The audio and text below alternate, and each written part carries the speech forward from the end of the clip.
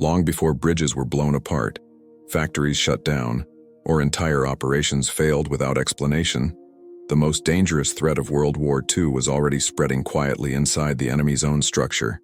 It did not arrive with explosions or uniforms. It arrived through hesitation, divided loyalty, silent resistance, and decisions that seemed small at the time, but proved catastrophic in their consequences. While armies prepared to face external enemies, few were prepared to confront the idea that the greatest damage could come from within. What made internal sabotage and betrayal so powerful was not the scale of any single act, but the way these acts accumulated.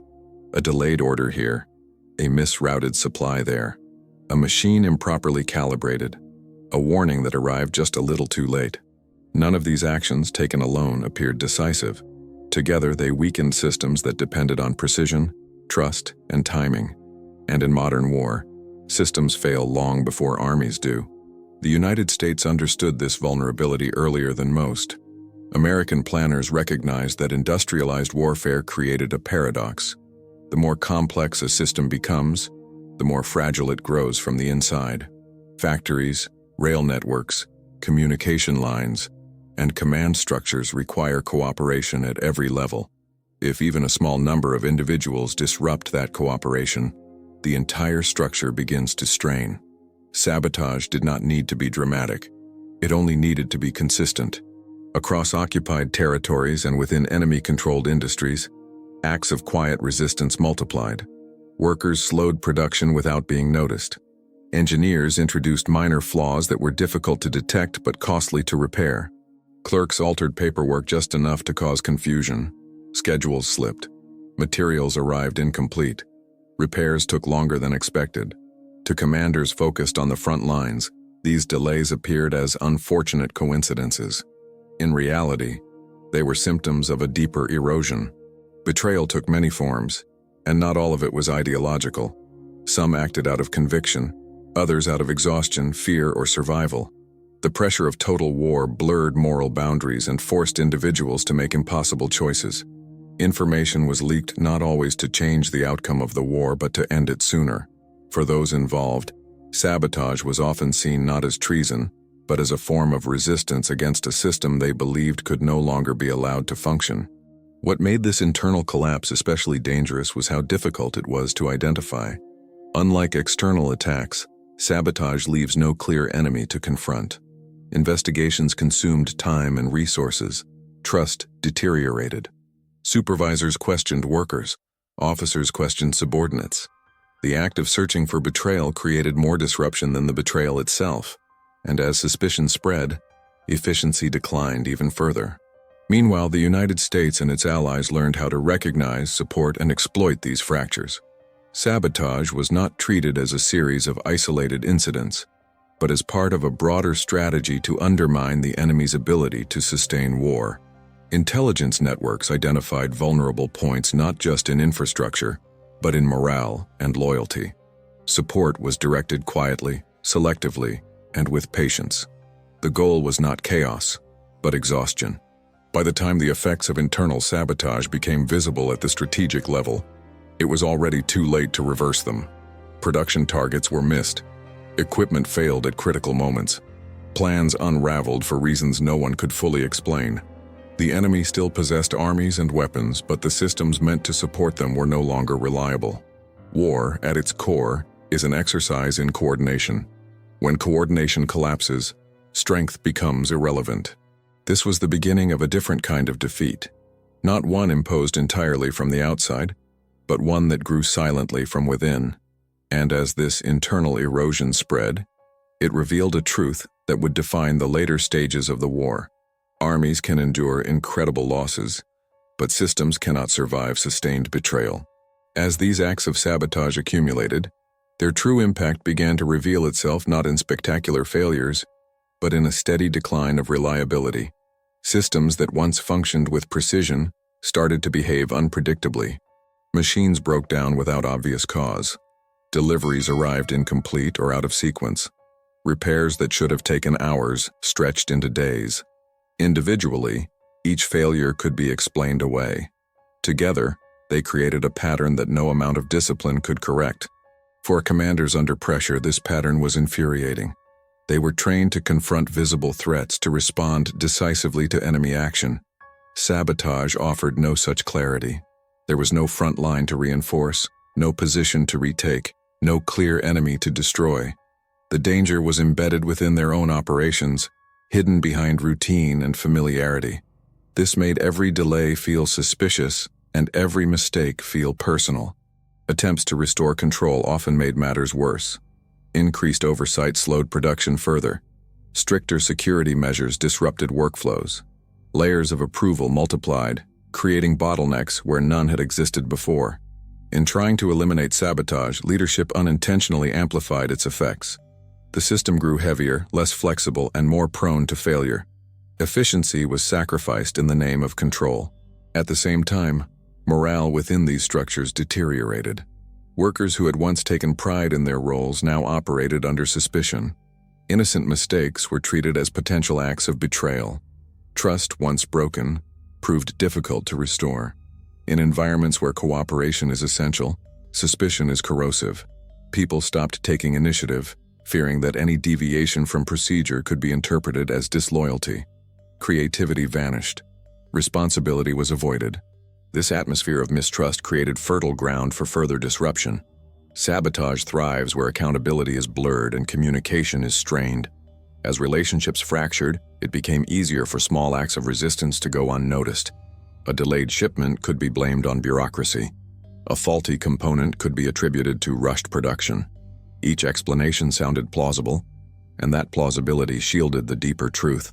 Meanwhile, those coordinating sabotage understood the importance of restraint. The goal was not to cripple production overnight, which would invite overwhelming scrutiny, but to degrade it slowly. A system weakened gradually is far more difficult to repair than one damaged suddenly. By the time leadership recognized the scope of the problem, the underlying causes were too diffuse to isolate. This slow erosion had strategic consequences. Planning became unreliable because assumptions could no longer be trusted. Timelines slipped. Contingency plans multiplied. Resources were stockpiled unnecessarily, further straining logistics. The war effort lost its rhythm, and without rhythm, coordination faltered. What had once been a synchronized machine became a collection of disconnected parts. In contrast, the Allied approach emphasized adaptability. While the enemy struggled to enforce rigid control, American systems were designed to absorb disruption. Redundancy was not seen as waste, but as insurance. Decentralized decision-making allowed problems to be addressed locally without paralyzing the entire structure. This flexibility made sabotage less effective on the Allied side, even as it proved devastating on the other. As these differences widened, the enemy's internal weaknesses became increasingly visible, not through intelligence reports alone, but through missed opportunities and unfulfilled potential. The capacity to wage war remained on paper, but the ability to execute it consistently was slipping away. Sabotage had not destroyed the system outright. It had hollowed it out, and in modern war, a hollow system is already defeated, even if it continues to function in appearance alone. As the system continued to hollow from within, a new and far more dangerous phase began to emerge. Sabotage was no longer just an external pressure applied by resistance networks or isolated acts of defiance. It had begun to change behavior. People adapted to dysfunction. Delays became expected. Errors became normalized. When failure becomes routine, it stops being questioned, and that is when collapse accelerates. Within factories, rail hubs, and administrative centers, individuals adjusted their expectations downward. Targets were missed so frequently that missing them no longer triggered alarm. Reports were softened to avoid punishment. Problems were concealed rather than solved because solving them required cooperation that no longer existed. In this environment, truth itself became a liability. The safest course of action was silence. This cultural shift was devastating. War depends not only on resources but on honesty. When systems stop reporting accurately, leadership loses its ability to respond effectively. Decisions are made based on illusions rather than reality. Commanders believe production is recovering when it is not.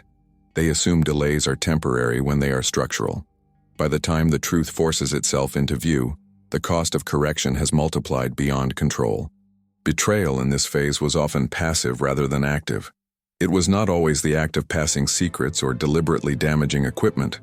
It was the refusal to care, the quiet withdrawal of responsibility, the decision to let problems persist because confronting them carried too much personal risk. This form of internal collapse is especially difficult to detect because it leaves no clear evidence of intent, yet its effects are cumulative and irreversible. Those coordinating resistance understood this dynamic well. They did not need to inspire dramatic acts of heroism. They needed to encourage indifference. A system fueled by fear and suspicion eventually consumes its own motivation. People stop identifying with the mission and begin to focus solely on survival. In that state, loyalty becomes transactional and fragile. As this attitude spread, leadership responded with increasingly harsh measures. Punishments intensified, surveillance expanded, loyalty tests multiplied, but coercion cannot replace trust. It can only suppress behavior temporarily, at the cost of further alienation. Each new measure deepened resentment and widened the gap between command and execution. The system grew louder, but less effective. For the moment, Allied intelligence observed these internal fractures with careful restraint. Sabotage was not pushed beyond the point of control. Excessive disruption could provoke reforms or unify resistance against a common threat. Instead, pressure was applied just enough to sustain dysfunction without triggering recovery. This balance required patience and understanding, qualities that defined the Allied approach throughout the war. The result was a paradoxical situation. On paper, the enemy still possessed formidable capacity. Reports listed factories, workers, and resources. But in practice, that capacity could no longer be mobilized efficiently. Energy was wasted navigating mistrust, correcting avoidable errors, and managing fear. The system was busy, but unproductive. By this stage, the war effort had lost its internal coherence. Coordination required extraordinary effort for minimal return. Every success felt accidental. Every failure felt inevitable. This psychological environment drained resilience faster than any bombing campaign could. It convinced those inside the system that improvement was impossible. And once that belief takes hold, decline becomes self-sustaining. The most dangerous aspect of this collapse was that it did not announce itself. There was no single moment of failure, no dramatic turning point.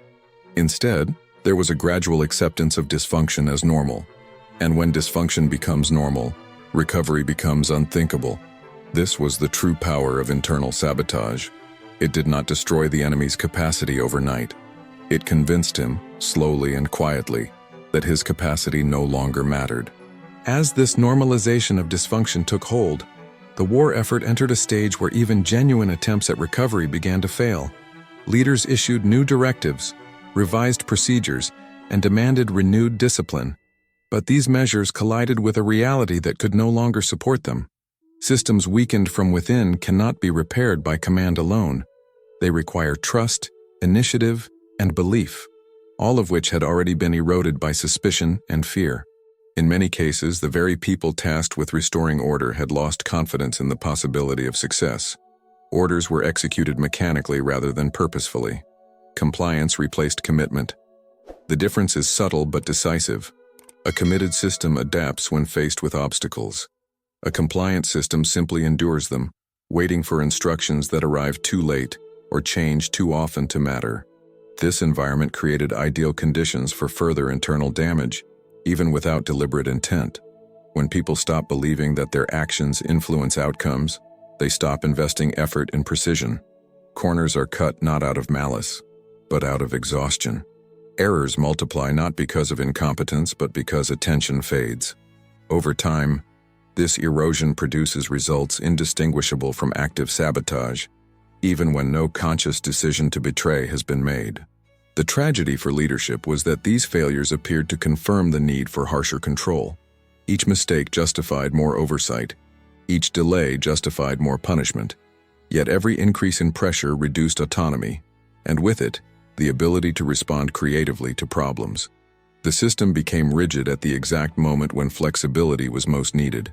What began as an effort to restore order accelerated collapse instead. At this stage, betrayal no longer required coordination. The system betrayed itself. Processes designed to ensure reliability now generated fragility. Safeguards became obstacles.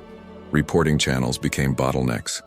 The flow of accurate information slowed to a trickle, leaving decision-makers isolated from reality. They continued to plan, but their plans were based on assumptions that no longer held. From the outside, the structure still appeared formidable. Factories stood, trains moved, orders were issued, but beneath the surface, cohesion was gone. Each component operated in isolation, disconnected from the larger purpose. The war effort persisted in form but not in function. This hollow continuity masked the depth of the crisis until it could no longer be hidden. Allied planners understood the significance of this phase. It represented a point of no return. Once internal trust collapses to this degree, recovery becomes extraordinarily difficult, even under ideal conditions. Reform requires cooperation. Cooperation requires trust. And trust, once broken across an entire system, cannot be rebuilt quickly enough to matter in wartime. This realization reinforced a central principle of the Allied strategy. Pressure must be sustained, but not so intense that it provokes unity through desperation. The objective was not to force a dramatic breakdown, but to allow internal contradictions to exhaust themselves. Sabotage, in this sense, was not an act of destruction, but of patience. As weeks passed, the enemy's ability to coordinate continued to deteriorate. Responses grew slower. Adjustments lagged behind reality. The gap between intention and execution widened until it became impossible to ignore. At that point, even those who still believed in victory could no longer deny the evidence before them. The war effort had not been defeated by a single blow. It had been undone by a steady accumulation of internal failures, each reinforcing the next, until collapse became the natural outcome rather than a sudden event. And once collapse becomes natural, resistance loses its meaning. By this stage, the consequences of internal sabotage and fractured loyalty were no longer abstract or hidden behind statistics. They were visible in missed opportunities that could never be recovered. Entire operations were delayed not by enemy action, but by uncertainty within the system itself. Equipment arrived too late, information moved too slowly, and decisions that required speed were buried under layers of doubt. The war effort was still moving, but it was no longer advancing with purpose. What made this phase especially destructive was that it drained the last reserves of confidence. Those still trying to make the system work found themselves surrounded by signals that effort no longer mattered. Initiative was punished more often than rewarded. Taking responsibility meant exposure to suspicion, while inaction offered safety. Over time, rational behavior shifted toward passivity. People did not stop working. They stopped caring whether their work truly succeeded. Betrayal in this environment was rarely dramatic. It did not involve secret meetings or dramatic exchanges of information. It took the form of silence. Problems were noticed but not reported. Flaws were identified but not corrected. Warnings were drafted but never sent. Each omission felt insignificant, even reasonable, when weighed against personal risk. Yet these omissions accumulated, creating gaps no system could bridge. Leadership struggled to understand why corrective measures failed repeatedly. From their perspective, resources still existed. Orders were still issued. Structures were still intact. What they failed to grasp was that the connective tissue of trust and commitment had dissolved. A system without trust cannot transmit intent. Commands become noise. Goals become suggestions. Coordination becomes coincidence. In response, leadership doubled down on control. Audits increased. Reporting requirements expanded. Surveillance intensified. These measures created the illusion of action, but they addressed symptoms rather than causes. The real problem was not lack of oversight, but lack of belief. No amount of enforcement can compel genuine engagement when people no longer see meaning in their efforts. Meanwhile, Allied planners recognized that this erosion was approaching its final stage. Once a system reaches the point where compliance replaces conviction, collapse becomes only a matter of time. The enemy was still capable of isolated successes, but these successes could not be sustained or replicated. They lacked the structural support necessary to change the overall direction of the war. This imbalance had a compounding effect. Each failure reinforced the perception that recovery was impossible. Each success felt accidental rather than earned. Over time, even those inclined toward loyalty began to question whether continued resistance served any purpose beyond prolonging suffering. The war effort lost not only efficiency, but legitimacy in the eyes of those sustaining it. By now, the internal breakdown had surpassed the effects of external pressure. Bombing campaigns and battlefield losses inflicted damage, but sabotage and internal decay determined how much of that damage could be repaired. In this contest, the enemy had already lost the ability to respond effectively. He was reacting to crises faster than he could resolve them, trapped in a cycle of exhaustion without renewal. This was the decisive phase of internal collapse. Not because everything failed at once, but because nothing could be fixed fast enough to matter. The system continued to function just enough to sustain itself, but not enough to alter its fate. Momentum had shifted irreversibly, and every attempt to regain it only revealed how much had already been lost. At this point, defeat was no longer a future event. It was a condition already in effect, waiting only for formal recognition. As this condition of defeat settled in, the remaining structure of the war effort began to exist more out of inertia than intent. Orders were still written, reports still compiled, and movements still executed, but they no longer carried conviction. What once felt like a coordinated struggle now felt like a series of isolated actions, disconnected from any realistic expectation of success. The system was no longer fighting to win. It was functioning to avoid collapse for one more day. This loss of intent had profound psychological consequences. Soldiers and workers alike sensed that they were participating in something already decided. The future felt closed, and when the future closes, motivation evaporates. Risk-taking disappears, creativity fades. Survival becomes the only remaining objective. In such an environment, even loyalty becomes conditional, tied not to belief in victory, but to personal safety and the hope of avoiding blame. Internal betrayal at this stage required no planning and no coordination. It emerged naturally from exhaustion and disillusionment. People did what they had to do to endure, not what was required to succeed. The difference between these two behaviors is subtle, but decisive. Endurance preserves the present. Success requires investment in a future that no longer feels attainable. Leadership continued to demand discipline, unaware that discipline without purpose becomes brittle. The more pressure applied, the more fragile the system became. Each attempt to enforce unity exposed how little unity remained. Fear replaced trust, and fear, while effective in the short term, cannot sustain complex systems under prolonged stress. It narrows thinking, suppresses communication, and accelerates error. From the Allied perspective, this phase confirmed that internal sabotage had achieved its strategic objective. The enemy's capacity to coordinate had not simply been weakened, it had been fundamentally altered. Even without additional acts of resistance, the system would continue to degrade under its own weight. This self-perpetuating decline was the ultimate success of internal disruption. It meant that victory no longer required constant intervention. The war effort on the opposing side had reached a point where adaptation was no longer possible at the necessary speed. Adjustments came too late. Reforms addressed yesterday's problems. Decisions lagged behind reality. This temporal disconnect ensured that even correct actions failed to produce meaningful results. Time itself had become an adversary. What remained was a hollow shell of organization, impressive in appearance but empty in effect. The machinery of war still moved, but it no longer generated momentum. Without trust, without belief, and without the capacity to coordinate, strength dissipated into inefficiency. The enemy was no longer defeated primarily by force, but by the absence of cohesion. This absence reshaped the final months of the war. Resistance continued, but it lacked strategic direction. Effort was expended, but it produced diminishing returns. The outcome, once uncertain, now felt inevitable to those inside the system. They did not need external confirmation.